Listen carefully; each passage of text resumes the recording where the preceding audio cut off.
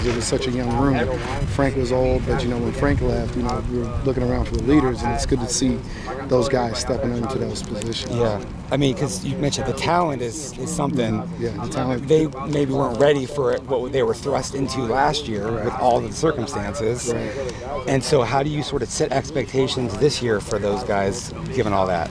Yeah, you definitely got to look at exactly what happened last year. You definitely want to put that to rest and understanding that they didn't get a 12-game season. That was 4 games, and some of them didn't get a whole 4 games. So understanding that, there's still a lot of growth that needs to come in that area, but a lot of it can be strides were made in the spring.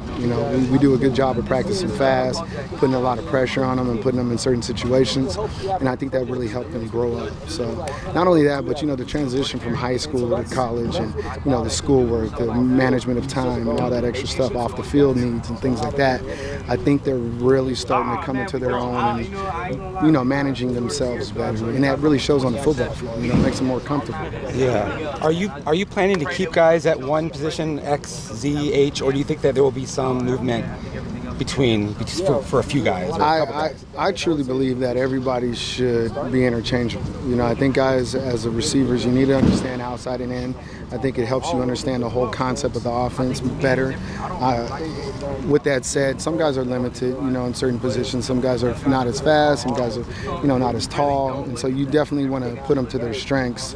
But in general, the way we're teaching it, especially I'm teaching it in the classroom, is I want them all to be interchangeable. I want them to have a general understanding of the offense and the concepts where they can play fast and play better. Who do you think has been the most consistent on and off the field? Like, they're going to do what they're supposed to on a daily basis. Rick's been really good. Rick's been really good, and LV's the same way. And Johnny's growing a lot with his off the field things, and obviously on the field he's a tremendous talent.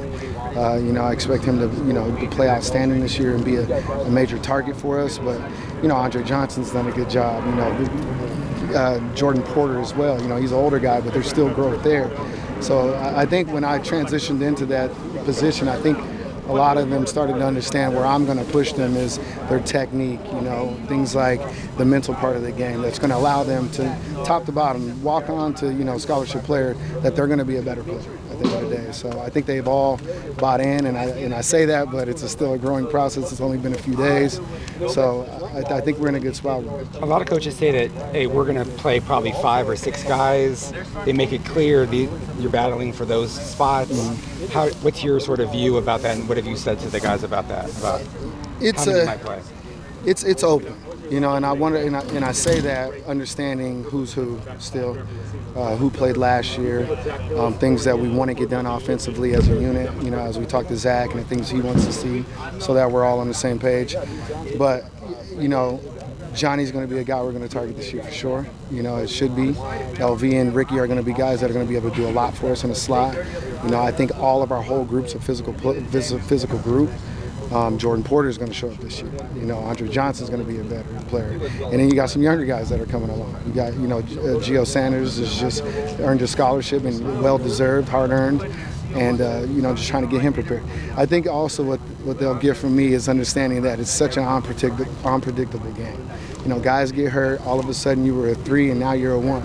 And, I talk to them consistently about that, just from my own experiences. Guys were in front of me. I was 12th on the depth chart. All of a sudden, I'm up here playing with the 1s. So the more they understand that, the more they prepare better, the more they know there's a chance for them to play. And that's really what I want from them. Just to understand there's an opportunity for you still. How does Bryan Thompson fit into all this? BT's fantastic. He's going to be, being a transfer,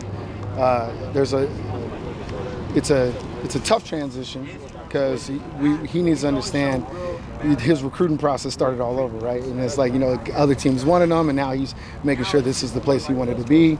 And I think we're doing a good job with him. He's extremely talented. That's the reason why we went out there and got him. He's a great leader in the room, something that we didn't have after Frank left. He's also, he's great in the classroom when it comes to studying and understanding, everything that you need to know as far as an offensive player. And, time management, being on time, doing all the things he needs to do right. That's what we really need in the room. Obviously, his talent is going to shine. I mean, it's something that you've seen at Utah already, and we're just expecting him to be a great player for us this year. I just wanted to, I know you probably answered a question about Ricky, but what has he done just from last year to where he is this year to be more involved? I mean, Rick is, understanding that he was, I believe, played quarterback for some time in high school, then he moved to wide out. I think as far as technique-wise, Rick is one of the most improved players. He's doing things. He takes coaching very well. He takes the game very serious. And he loves football, and he wants to win. I'm ready to get some pings going. I think Rick is going to be really, really big for us this year.